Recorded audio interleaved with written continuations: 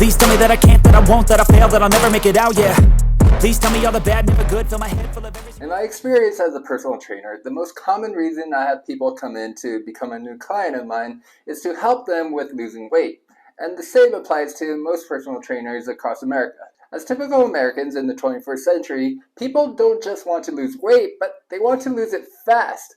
There's nothing wrong with this, especially since we've become so accustomed to having a lot of things that we want to land on our laps in an instant. Unfortunately, the human body never got the memo, so you're going to have to be patient and remain consistent with eating healthy and exercising to reach those goals.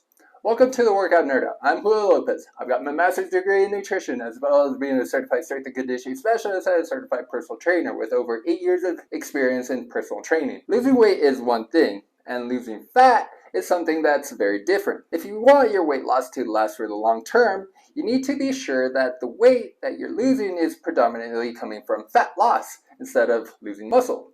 Here are 3 keys that can help you better with fat loss. First, caloric deficit. To lose weight, the most basic thing that has to occur is caloric deficit, which is just another way of saying that more calories are being burned off via daily activities, bodily functions, and exercise than consumed from food and beverages. Just recently, I came across a fitness influencer that was making the argument that weight loss was really just caloric deficit. When influencers simplify things as just going into caloric deficit, and anyone who fails to lose weight is lazy and undisciplined, that's like arguing that Serena Williams is lazy and undisciplined because she didn't finish her career undefeated. I mean, basically all she had to do was score more points than her opponents, right? So why couldn't she? Because she's lazy? No. To make caloric deficit more feasible and realistic, you have to be sure that you actually like the changes made in your diet.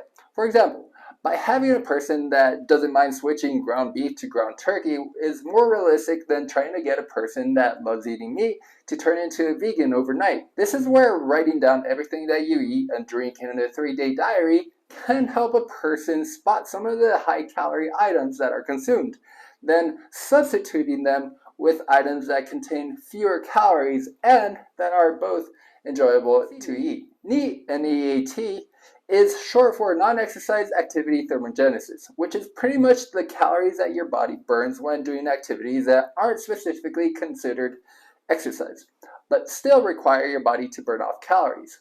For example, parking your car further back in the parking lot at work or when you're running errands can get you to burn a couple extra calories because you're having to walk a little further. An important thing to consider about NEAT is to not expect it to burn off boatloads of calories, but it is helpful in chipping away some of the body fat little by little. 1 pound of fat is approximately 3,500 calories. So if you happen to burn off 100 extra calories each day with NEAT by doing stuff like taking the stairs or cleaning your house, pacing while on the phone or reading, this means that you will lose approximately 1 pound of fat after about 5 weeks, or about 10 pounds of fat in a year. This is fat loss that you will burn without having to kill yourself in the gym or making drastic changes in your diet. Until recent years, a large contingent of fitness influencers would argue that doing a lot of cardio was the best way to lose fat because it burns calories at a higher rate than weight training.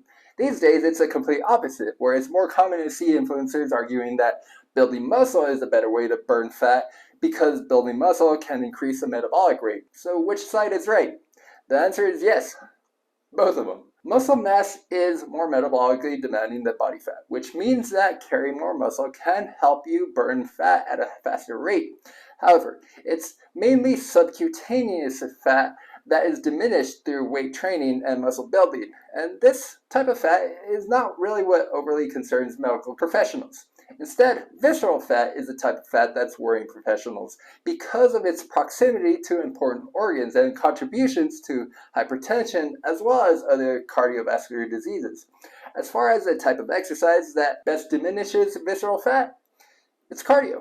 In the end, setting a target time frame to reach your fitness goals can be really helpful in increasing urgency, as well as feeding consistency.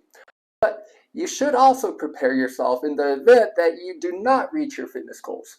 Start with a well-designed workout and nutrition program, preferably with the help of your doctor and a skilled fitness and nutrition professional. Finally, enjoy the journey, and hopefully you'll continue with your new healthy lifestyle for years to come. So that does it for today's Workout Nerd Out. Thanks for joining me. If you have any questions, feel free to leave it in the comment section. And don't forget to hit that like and subscribe button. Until next time, I'll see you on the next Workout Nerd Out.